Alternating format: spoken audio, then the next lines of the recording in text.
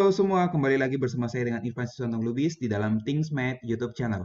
Oke, dalam video kali ini kita akan mengerjakan soal tentang bilangan bulat dan juga bilangan rasional ya. Oke, kita mulai dengan soal yang pertama. Ini gampang banget, jadi kamu hanya perlu untuk memberi tanda lebih dari atau kurang dari ya. Di bagian yang A, min 9 min 12 itu menjadi minus 21.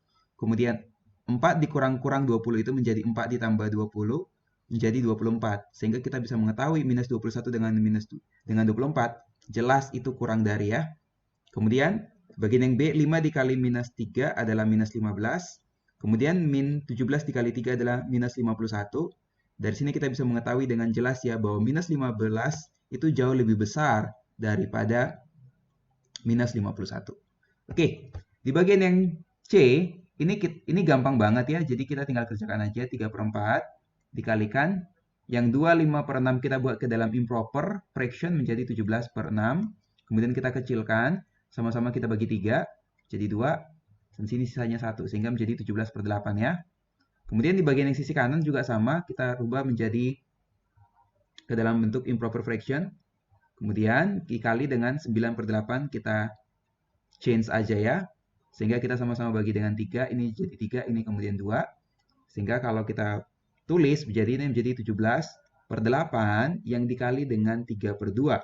Nah, kalau kita perhatikan sisi kiri adalah 17/8, sisi kanan adalah 17 dikali 3/2 atau 1,5 kalinya. Sehingga terlihat di sini dengan jelas ya bahwa 7/8 itu kurang dari. Maka ini tanda yang benar adalah kurang dari. Kemudian di bagian yang D, minus 2 pangkat 3 itu artinya adalah minus 2 dikalikan sebanyak 3 kali ya. Sehingga hasilnya adalah minus 8. Sehingga dari sini kita akan mengetahui ini adalah minus 8. Kemudian yang bagian yang power berikutnya adalah minus 2 dipangkatin 2. Minus 2 dipangkatin 2 itu artinya adalah minus 2 dikalikan sebanyak 2 kali alias hasilnya adalah 4.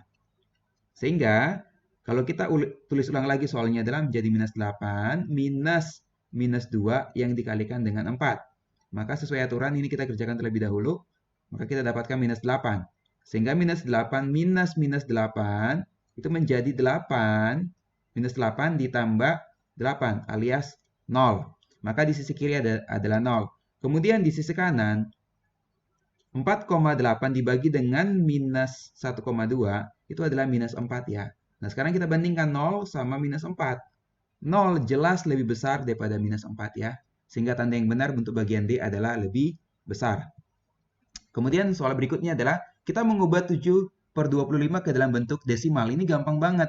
Jadi kita hanya perlu memikirkan gimana caranya 25 bisa menjadi 100. Oh, berarti kita kalikan dengan 4. Maka 7/25 kita sama-sama kali numerator sama denominatornya sama-sama dikali 4. Sehingga menjadi 28/100. Alias 0,28. Maka 7/25 itu kita bisa buat nyatakan ke dalam fraction menjadi 0,28 begitu ya. 0 atau 0,28. Kemudian soal yang berikutnya. Ini soal yang cukup mikir ya. Di sini diberitahu di dalam satu toko buku, 3/8-nya itu adalah buku fiksi. Kemudian di sisanya, maka kita harus berpikir, sisanya berarti itu adalah 1 dikurang 3/8. Yang artinya adalah 5/8. Nah, sisanya itu ya sisanya yang 5/8 itu 3/4-nya itu adalah assessment book, 1/4-nya itu adalah magazine, kemudian sisanya baru yang non fiksi. Jadi kalau saya coba untuk urai begitu ya, maka kalian harus memahami kalau saya coba untuk urai. Jadi di dalam bookstore ini dia ada jual dua jenis kalau saya kategorikan dengan dua jenis ya. Dia menjual buku fiksi, kemudian dia menjual buku non fiksi. Nah, di buku fiksi yang dia jual itu adalah 3/8, maka sisanya adalah 5/8 jumlahnya ya. Nah, yang non-fiksi ini dibagi atas 3, yaitu adalah 3/5-nya itu adalah assessment book. Kemudian, 1/4-nya itu adalah magazine. Oke, nah sisanya berarti sisa dari mana? Yaitu adalah 1 dikurang 3/5 dikurang 1/4 itu baru yang menjadi non-fiksi. Nah, sekarang kita uraikan dulu ini ya, yang bagian yang pertama ini, yang non-fiksi. untuk kita bisa menjawab yang bagian yang pertama untuk mengetahui fraction daripada non-fiction atau non-fiksi ya. Maka 5 sama 4 penyebutnya. Jadi saya cari KPK dari 5 dan 4 yaitu adalah 20 ya. Maka saya bisa berubah menjadi 20 per 20 dikurangi 12 per 20 dikurangi dengan 5 per 20 alias menjadi 3 per 20. Maka untuk jawaban yang I pertama, what fraction of the books are non-fiction? Maka jawabannya adalah 3 per 20. Nah, untuk menjawab yang I, kita disuruh untuk meng-arrange dari yang terkecil jumlahnya sampai yang terbanyak jumlah bukunya. Maka kita harus menghitung dulu assessment book-nya nih. Di sini assessment book-nya adalah 3 per 5. 3 per 5 dari mana? Dari non-fiksi. Berarti jumlah assessment book sebenarnya adalah 3 per 5 dikalikan dengan 5 per 8 alias 15 per 40. Kemudian, maka jumlah yang magazine itu sebenarnya adalah 1/4 yang dikalikan dengan 5 per 8. Kenapa bisa seperti itu? Karena diberitahu bahwa yang 5 per 8 yang sisa dari bookstore ini, itu 3 per 5-nya. 3 per 5 dari mana? 3 per 5 dari sisa dong. Kemudian juga 1/4 yang dari sisanya. Sisanya berarti apa? Yang 5 per 8 ini. Maka kamu jangan heran kenapa saya kalikan dengan 5 per 8. Sehingga kalau saya kalikan 1/4 dikali 5 per 8 menjadi 5 per 32. Maka sisanya yang adalah non-fiction, berarti itu adalah 3 per 20 kita kalikan dengan 5 per 8. Sama-sama kita bagi dengan 5 sehingga 1, kemudian ini 4. Alias 3 per 32. Nah, kemudian yang satu lagi adalah yang fiction. Fiction itu sudah clear adalah 3 per 8. Nah, sekarang kita harus mengurutkan siapa yang paling kecil. Nah, kalau kita perhatikan, ini kalau saya rubah ke dalam bentuk 3 per 32, ini menjadi 12 per 32. Maka sudah ada 3 yang sama. Ya, sudah 3 yang sama. Yaitu adalah 5 per 32, 3 per 32, dan 12 per 32. Nah, sekarang kita hanya perlu meng-compare. Siapa yang jauh lebih besar? 15 per 40 atau 3 per 32. Ini soal yang gampang sekali. Kalau kita ingin mengetahui siapa yang lebih besar atau siapa yang lebih kecil, 3 per 32 sama 15 per 40, maka kita harus buat penyebutnya sama besar.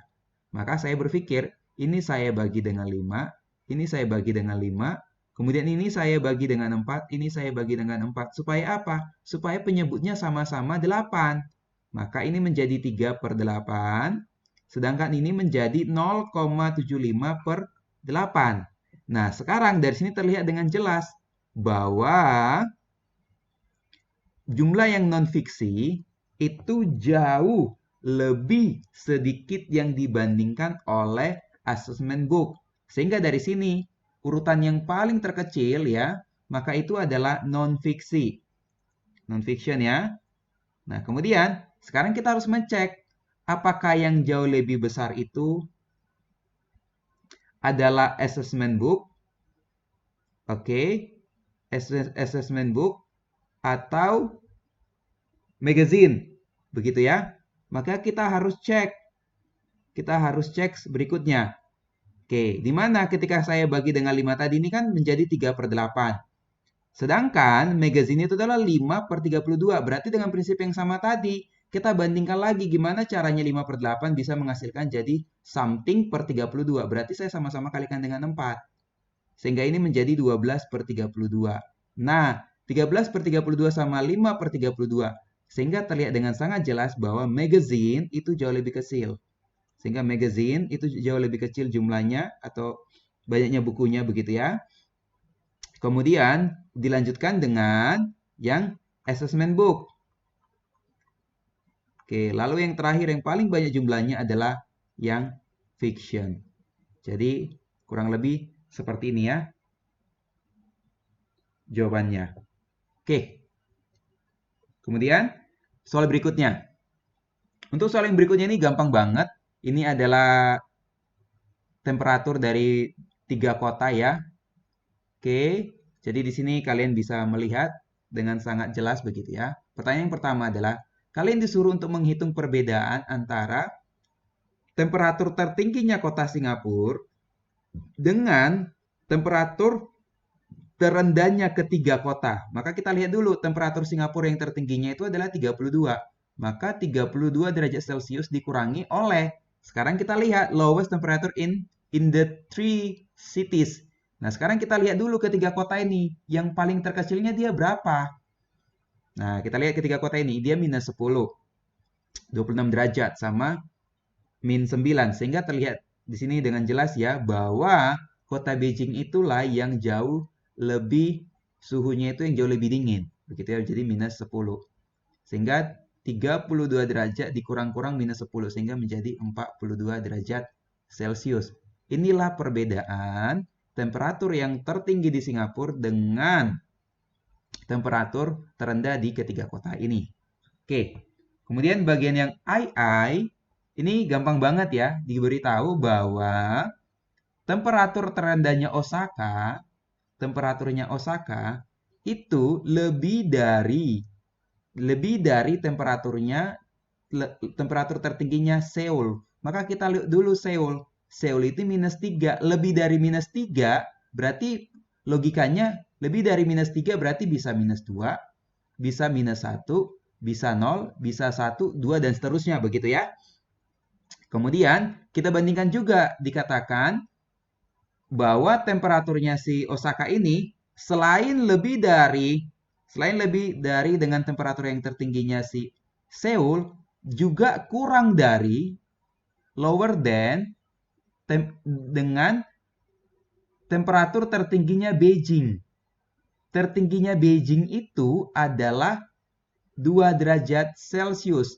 Katanya harus lower. Lower dari angka 2 berarti adalah 1, bisa 0, bisa minus 1, bisa minus 2. Sehingga dari kedua pernyataan ini, maka sebenarnya kan ditanya, kamu suggest value daripada Osaka. Maka ini gampang sekali.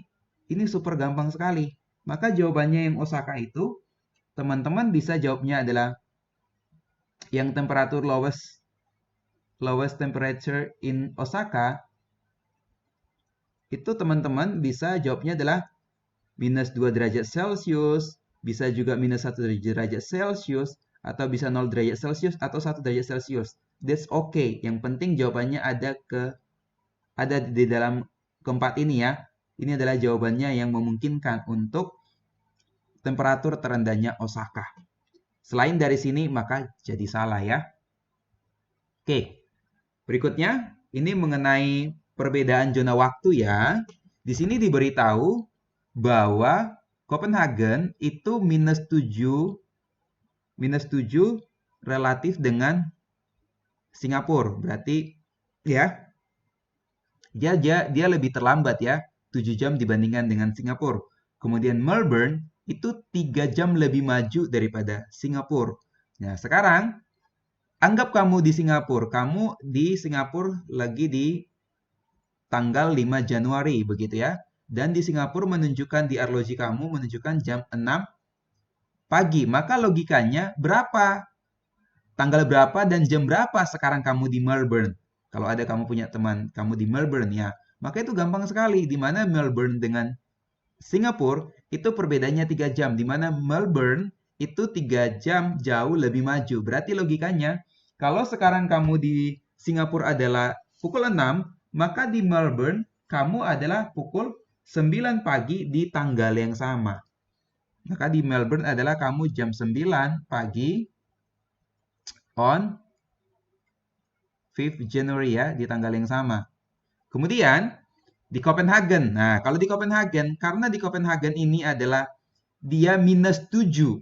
Artinya, kamu harus mundur 7 jam dari jam kamu yang di dalam Singapura. Maka kalau sekarang di Singapura menunjukkan jam 6 pagi gitu ya di tanggal 5, maka kamu harus mundur sejauh 7 jam.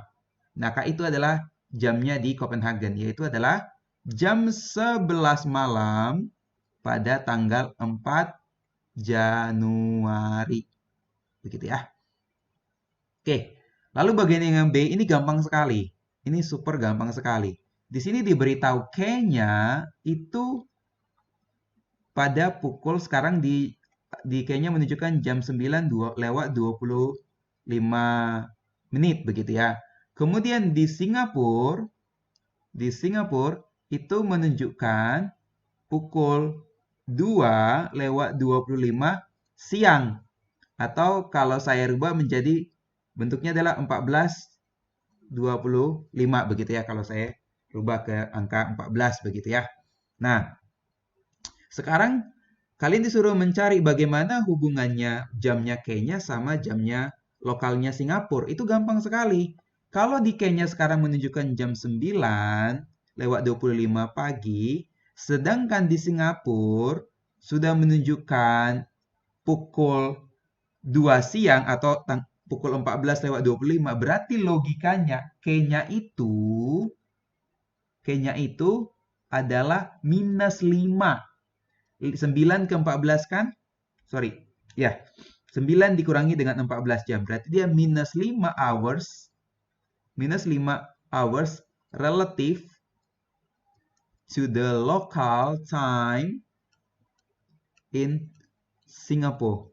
Jadi, jamnya Kenya sama jamnya Singapura itu perbedaannya adalah minus 5 jam gitu ya. Perbedaannya 5 jam. Jadi Kenya itu 5 jam lebih lebih lambat dibandingin di Singapura. Di Singapura sudah menunjukkan jam 2 lewat 25 menit untuk siang harinya ya. Sedangkan di Kenya masih jam 9 pagi, berarti Kenya itu terlambat sekitar 5 jam. Perbedaan waktunya sekitar 5 jam seperti itu ya.